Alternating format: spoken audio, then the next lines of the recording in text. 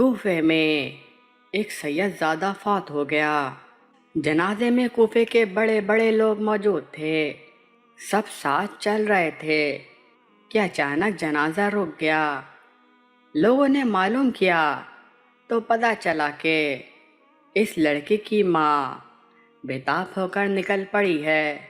اس عورت نے جنازے پر اپنا کپڑا ڈال دیا اور اپنا سر کھول دیا۔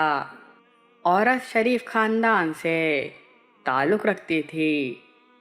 اس میت کے باپ اور اس عورت کے خاوند نے چلا کر کہا، یہیں سے واپس چلی جاؤ، مگر اس نے واپس ہونے سے انکار کر دیا۔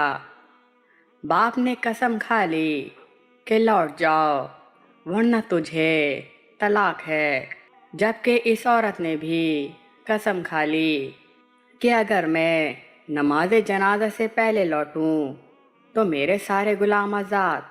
قسم کھاتے ہی دونوں کا احساس ہو گیا کہ انہوں نے کتنی بڑی غلطی کی ہے۔ اب اگر عورت میت کے ساتھ جنازہ گاہ تک جاتی تو اسے طلاق ہو جاتی، اور اگر وہ وہیں سے واپس ہوتی تو اس کے سارے غلام آزاد ہو جاتے۔ سب لوگ پریشان ہو گئے۔ انہوں نے وہاں موجود بڑے بڑے علماء سے درخواست کی کہ اس مسئلے کا کوئی حل بتائے، لیکن سب نے کہا کہ ایک صورت تو ضرور پوری کرنا پڑے گی۔ مجمع میں سے کسی نے اسی وقت ایک عالم سے ساری صورتحال بیان کی۔ انہوں نے میت کے پاس آ کر پوچھا کہ قسم کس کس طرح کھائی گئی ہے۔ چنانچہ میت کے باپ اور ماں نے اپنی اپنی قسم بتا دی۔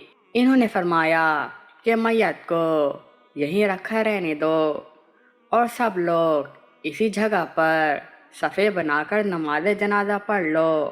چنانچہ اس سید زادہ کی نماز جنازہ وہیں پر ادا کی گئی۔ اس کے بعد انہوں نے فرمایا کہ عورت یہیں سے واپس گھر لوٹ جائے۔ اس کی قسم پوری ہو گئی کہ وہ نماز جنازہ کے بعد واپس جا رہی ہے، اور مردے کی قسم بھی پوری ہو گئی کہ اس کی بیوی وہیں سے واپس ہو گئی۔